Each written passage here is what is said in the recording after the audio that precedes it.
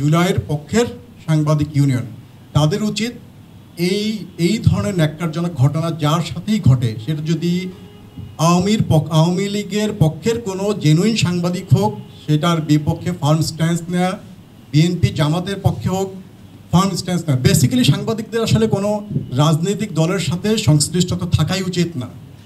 আমি মনে করি যে বিএনপির অফিসে যেই ঘটনা ঘটেছে এটা যেমন ন্যাক্কারজনক, ঠিক তেমনি ইউনিয়নগুলো যদি ফার্ম স্ট্যান্স না নিতে পারে এটা আরও ন্যাক্কারজনক। আমি রিকোয়েস্ট করব, আমারও দাবি থাকবে, যদি আপনারা নিরপেক্ষ সাংবাদিকতা করতে চান করেন, আর যদি সাংবাদিকতা করতে না চান তাহলে এই ব্যানারগুলোকে ইউজ করেন না, ব্যানারগুলোকে ইউজ করে নিজের ভাগ্য পরিবর্তন করেন না। এটা খুবই লজ্জাজনক, এটা দেখতে খারাপ লাগে, খুবই দেখতে খারাপ লাগে। আপনারা মেরুদণ্ড বন্ধক দিয়েন না, যদি মেরুদণ্ড বন্ধক দেন তাহলে সাংবাদিকতার ট্যাগ ইউজ করেন না, আর যদি সাংবাদিকতার ট্যাগ ইউজ করেন তাহলে মেরুদণ্ড বন্ধক দিয়েন না। Thank you.